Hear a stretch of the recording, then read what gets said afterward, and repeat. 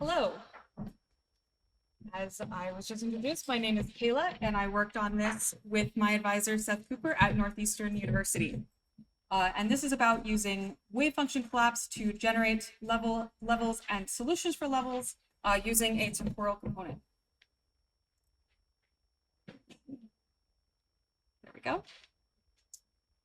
So brief introduction to wave function collapse, which you're probably all familiar with, so I will keep it very brief, is wave function collapse is an algorithm that finds patterns in an example input and uses them to generate an output input. So typically you see that in 2D. It was originally done by Max Guman, used for texture synthesis. So here we can see some example patterns, and here we can see the output generated images. And it's also been used in 3 dimensions, and there's even been some projects that use other dimensions, like time, similar to me. This is for cellular automata.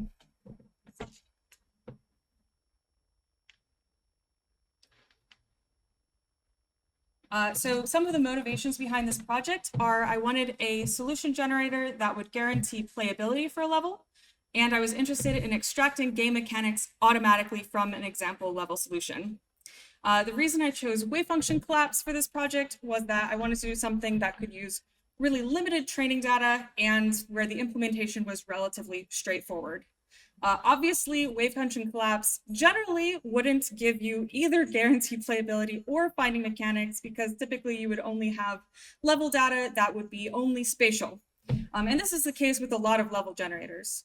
And this can tend to fall apart when you have levels that involve a lot of backtracking, or even parts of the level that change over time. So the level becomes different traversable regions in different times of the solution, such as games like Sokoban.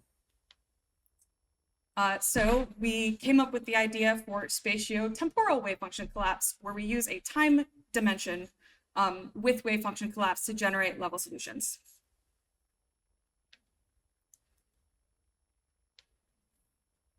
So as an overview, typical wave function collapse in 2D takes a 2D input, extracts patterns from that input, and creates a 2D output. In 3 dimensions, that would be a 3D input, that the patterns are also 3D, and the output is 3D. And for this, we just use standard 3-dimensional wave function collapse, but the 3rd dimension, instead of being depth or height, is time. So the levels are composed of the time steps of a level solution stacked on top of each other and used as the input for 3-dimensional wave function collapse. And we adapted from this publicly available repository for wave function collapse. We created our own fork that added some additional configuration options, nothing to do with time specifically, just some configuration options that we needed to use it for level generation. And I will have a QR code at the end. So we conducted a few experiments using this system, and I'll go briefly through the configuration that we used. So we set up an initialization for wave function collapse, and this is what an example initialization would look like. So you can see the padding around the outside. That's because wave function collapse considers all regions outside of the thing that it's generating to be just kind of a null space that could be anything. And that allows dynamic objects to walk onto the level mid-solution, which we obviously don't want. So we included that padding. At the end here, At the end here, you can see this time step padding, and that is to enforce that wave function collapse generates something that has a complete solution and it actually reaches the end of the level.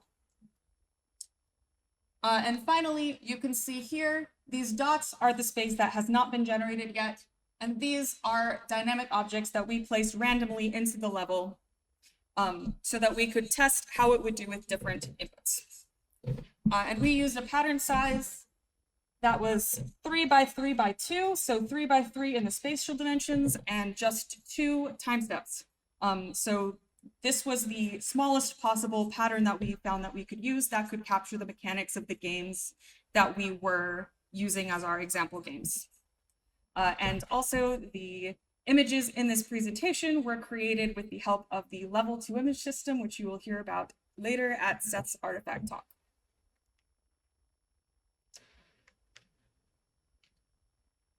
Come on. Okay, our first example game we called Field. Very simple proof of concept game. It's just a player represented by a P navigating to a door represented by a D. These are the two example levels that we used. We see one of them is smaller and simpler, and one of them is longer and slightly less simple.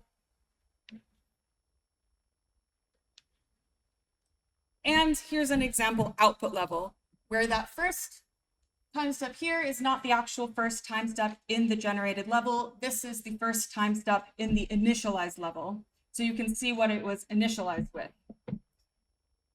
You'll also note that there's a couple of duplicate time steps here at the end. That's because when we gave it the example levels, we padded with a couple of duplicates at the end of the solution so that when we gave it a level to generate, it could terminate early and basically have a level that ended and then reach a stable state.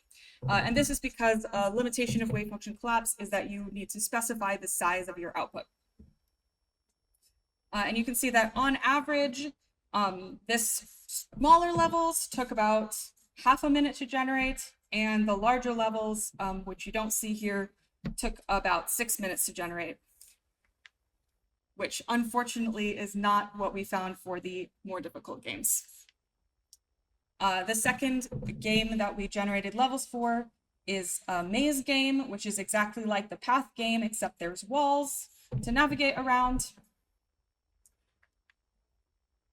And you can see we successfully generated levels where you navigate around a wall. And you can see that there are a lot of padded time steps at the end. And we found this a lot, that wave function collapse would generate usually the fastest path to the goal, and then that would be it, which kind of makes sense if you think about it, but was not something that we designed it for, so that was kind of interesting. And you can see it takes a lot longer to generate as well. So starting at 7 minutes, getting to an hour for just 11 by 6 by 6, and then as long as 3 hours for just a slightly bigger level. So we're kind of getting into this issue of timing. The third and last example game that we generated levels for was Sokoban, and here are the example levels. And Sokoban, we really wanted to generate levels for because of the fact that Sokoban typically uses backtracking, and the traversability of the level changes as the player moves blocks around to get them to their targets. And we were still able to generate example levels using Sokoban, which took, again, a really long time. Anything that was any larger than 8 by 6 by 6, we waited and waited and waited and waited, and eventually we just had to cut it off because it was taking way too long to generate. So you've heard a little bit about this limitation of the timing. Hello.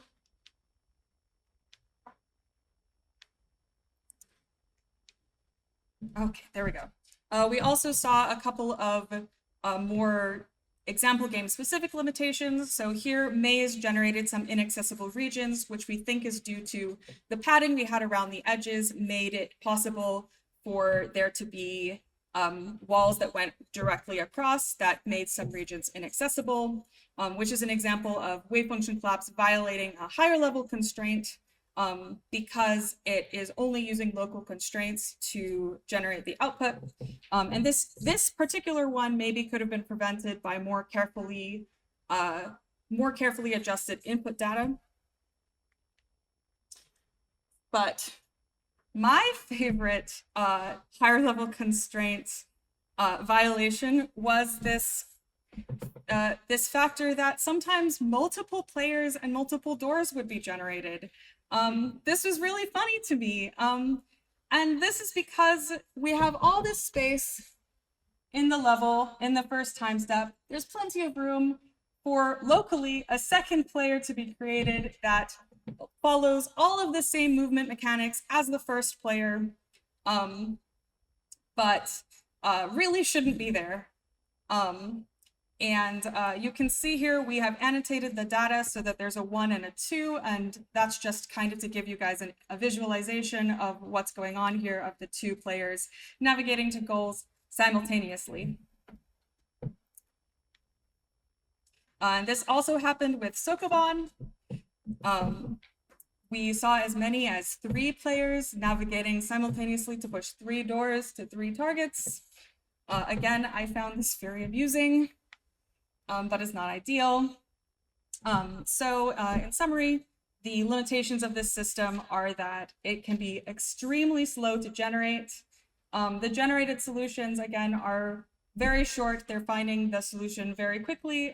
It's pretty trivial, and you can't get much bigger, more interesting levels because of this time constraint we're running into. And as is the case with WaveFunctionCollapse generally, we're only capturing local constraints. So there is an aspect of having to be careful with your example data to make sure that you're capturing those constraints, even when you have something like time that should be capturing level mechanics. And finally, as I mentioned earlier, you need to decide in advance what size you're generating for. So we had to include things like padding the time steps at the end because we weren't sure how long the solution would take. So some work we could do in the future is using more annotation in the example data to kind of capture some of the higher level constraints, explore methods of reducing the search space to reduce the amount of time that it takes. One of the things we were thinking of is focusing on the parts of the level that are changing and filling in the static parts of the level later. We also used an off-the-shelf WaveFunctionCollapse implementation that I don't think is the most efficient. I think that the code could definitely be optimized a lot more than it is to save time. It would also be interesting to explore having pattern sizes that aren't just the 2 time steps that we use, but using bigger pattern sizes that capture longer time running mechanics. And I'd also be interested to use this kind of in combination with other level generators, maybe more quick level generators, to try to repair their output using this temporal data.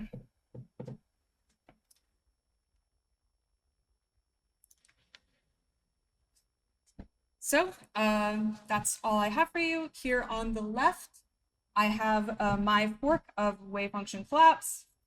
And on the right is the code and the examples that I used to generate the examples that I showed you today.